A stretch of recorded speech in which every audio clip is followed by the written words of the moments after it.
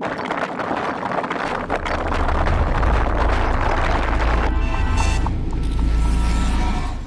everybody, I'm Danielle Michel, and I'm here today to talk to you about one of the biggest expenses in our life, taxes. But today I'm here to help you learn how to take advantage of some of the strategies and tax code that's available for W-2 earners. Now, joined with me today is Jason Lafser.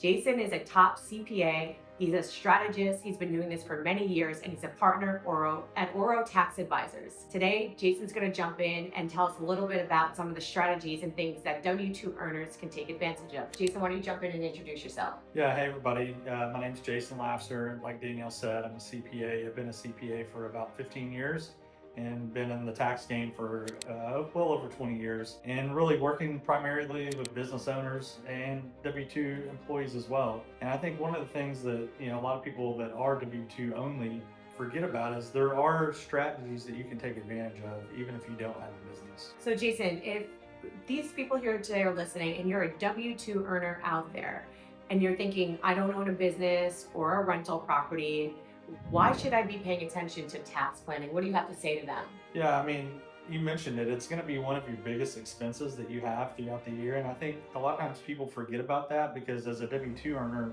most of the time your taxes are withheld. So it's coming out of your paycheck before you even see it. So sometimes you don't feel that burden as much as if you're cutting a check. But again, if you look at it at the end of the year, most likely it's going to be one of your top expenses. That's correct. So why don't we jump into some real tangible strategies that they can use today? Sure. Let's start with the health and savings accounts that are available for individuals. So what makes the health and savings account one of the most powerful advantages from a deduction standpoint for W-2 earners? Most of the time when we talk about tax deductions, you get a deduction one time, right? So maybe you get a deduction, you can reduce your taxes, or you think about something where you can put money in and it's going to grow tax-free. With the HSA, it's kind of the best of both worlds. So there are requirements. You've got to have a high deductible health plan, so you've got to make sure you've got the right type of health insurance plan.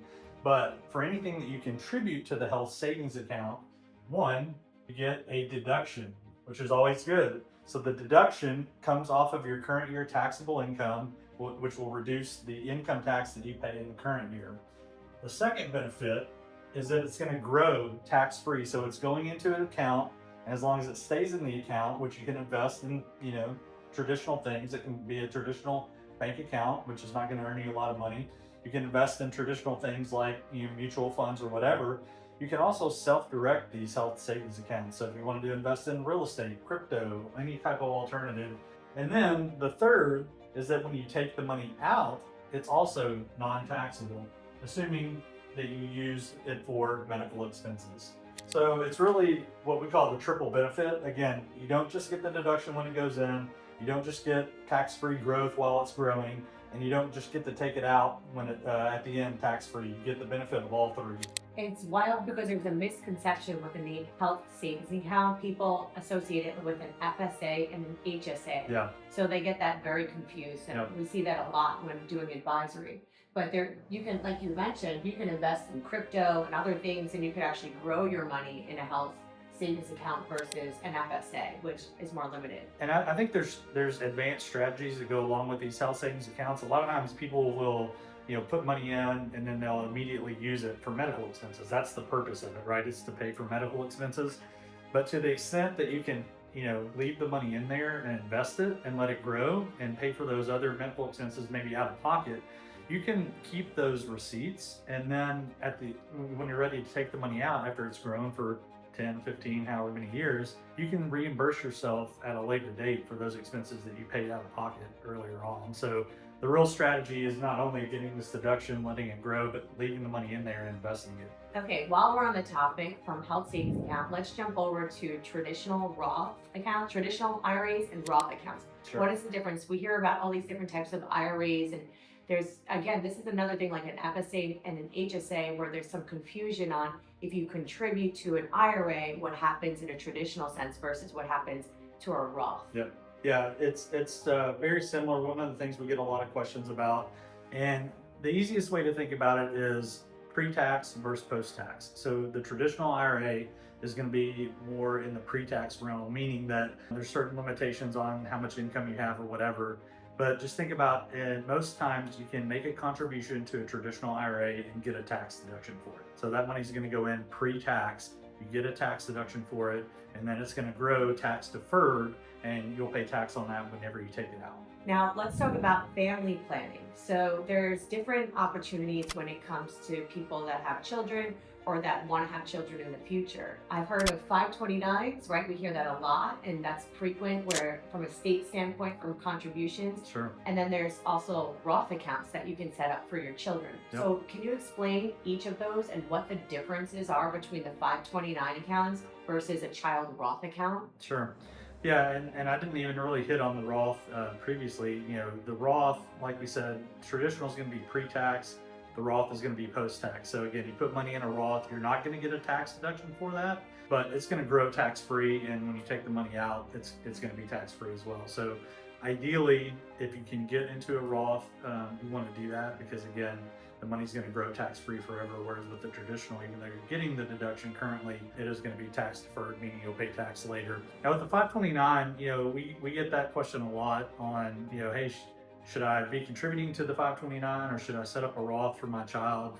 And there's maybe not necessarily a right or wrong answer. With any type of IRAs, you do have to have earned income to be able to contribute. Kind of limit who can contribute to an IRA. You do have to have earned income.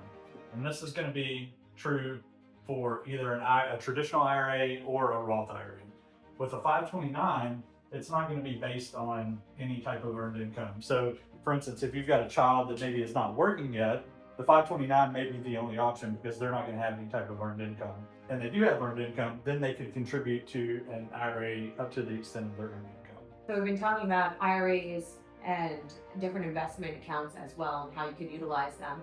Let's talk about 401ks. So, what is that, a Roth contribution? Is that a traditional? How does it work with employee contributions? Is that something, employer contributions as well, employee versus employer? Is that something that you would recommend for like W-2 earners to take advantage of if they're in a spot where they provided those type of benefits? A lot of times with the 401k, it can be a traditional type of 401k. It can also be a Roth type of 401k. A lot of that will depend on your employer. So you'll have to have a conversation with your employer and see, is Roth even an option in the plan that we have? Sometimes it is, sometimes it's not. It works the same way as an IRA would work. So if it's a traditional 401k, you're going to get a deduction for that. So it's going to come off of your W-2, the earnings that you have. So that's a pre-tax. That's a pre-tax contribution versus if it's a Roth 401k, it's going to be an after-tax. So it's not going to reduce your W-2 wages. The other question that we get a lot is, hey, my employer has a match. And so they'll match typically up to 3%, 4%, whatever. Should I be doing that? And if you can, you should. Because if you don't, you're just basically losing out on free money. For anyone out there that is an entrepreneur and they're looking to branch out, maybe you're doing things on the side, or you're like have a hobby shop or a small business owner, I would highly recommend if you're working somewhere as a W-2 and that is offered to, like he said, take advantage of that, because once you go into entrepreneur land, we know firsthand as entrepreneurs and CPAs, that's generally not going to be the case. You're going to be in a heavy investment stage. You're going to look at your options are going to change. You're going to have you'll be able to contribute still to IRAs and Roth and traditional, but generally to get back on the table an employer contribution, you are the employer. So there are like solo Ks and things that are more advanced and something called a SEP where it could be a dual type of thing for business owners. But right now, if you're ever thinking about transitioning and you have the funds and you're able to, I would highly recommend, as a first-hand person who started as a W-2 person and transitioned both of us into entrepreneurs. I've advised a lot of people on this, start early and get in that habit of just having the money come out of your paycheck automatically. And you'd be surprised over the course of 5-10 years how much you can build up into that account.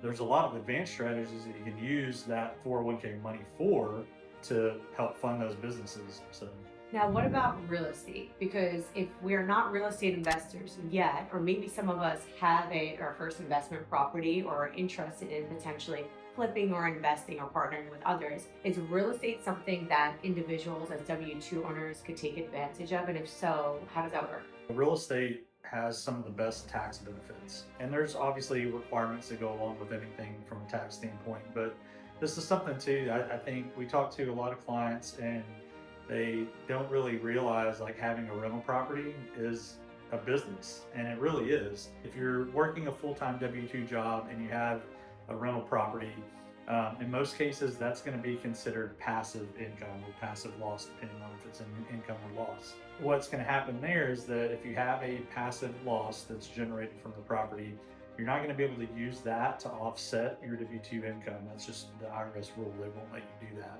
And so we see that where it's still potentially a good investment because most times it's going to be cash flowing positive, but you're going to be generating a loss for tax purposes. Now you don't lose that, it just continues to accumulate over time. And then if you have income from the property, you can use it to offset that. Or if you sell the property down the road, you can use it to offset any gain that you may have. But there are strategies even for a W-2 employee where if you're interested in maybe Airbnb or some type of short-term rental, those types of losses are not considered passive even for W-2 employees. Now there's requirements again that you've got to meet. It's got to meet certain guidelines as to how long it's rented, so less than 7 days on average. You do have to put time into the property, so there's over a 100-hour requirement, and you've got to spend more time than anybody else on the property. So there are some hurdles that you've got to get over, but the short-term rental avenue is much easier for a full-time W-2 employee to be able to really realize the benefits from real estate. And if you're interested in learning more about that, definitely subscribe to our channel here because we go into deep dives on how that works. And if you're married filing jointly and maybe your significant other is the one while you're a W-2 and maybe they are part-time W-2 or whatever it is, and they're the ones that are spending more of that time to hit those hours and those marks, you actually can get advantages from just being married as well. For one of you participating, it is equal to both of you and can be attributable to your W-2 if you're considered eligible and meet those requirements. So there's so much out there to learn about, and this is really just to give you a high level on some of the things that you should be taking advantage of and understanding from a clarity standpoint that are available to you as W-2 owners. Because we'll see that there are over 400 more deductions that are available for business owners. So they definitely get the brunt of when it comes to strategy. There's a lot more you can do there for sure, but there still are things you can do as W-2s, and they get overlooked more frequently than not and misunderstood. So we're here today to provide clarity. Now, if someone's looking to get started with strategy, right? Or to learn more, what would you suggest as like a first next step for someone that's interested in continuing on this path? Yeah, it's a great question. I think, with anything, whether it's tax strategy or you're wanting to learn about how to open a business, you have to be a continuous learner, right? And so find resources that are available to guide you. A great resource is the Oro community. So we have a free community that you can join. We have calls every week that go into things like this and a much more in-depth nature. And so it's a great, easy way that's free, obviously, to get some of these resources. I'll call it TikTok guidance out there right now around taxes. And so you really have to discern and see, like, does this person really know what they're talking about? Is this legit or not? Yeah, every Wednesday right now at 7 p.m. Eastern Standard Time, we host live calls. So we have a free community, like he mentioned. It will be in the notes here, so make sure you grab that and join us there because it won't be free forever. So get in while you can. There's a lot of great connections there as well. So we go live every week and we provide resources. I'd love to hear from you what you want to learn more about, what you learned today, what you found the most interesting. Drop a comment into the chat, whether it was HSA, family planning, the difference between the types of IRAs, and make sure you subscribe to our channel because we're going to be providing so much value and clarity to just clear up some of the things that you've had questions about and provide you with the best tax plan you could possibly have for going forward. Thank you so much for joining us today.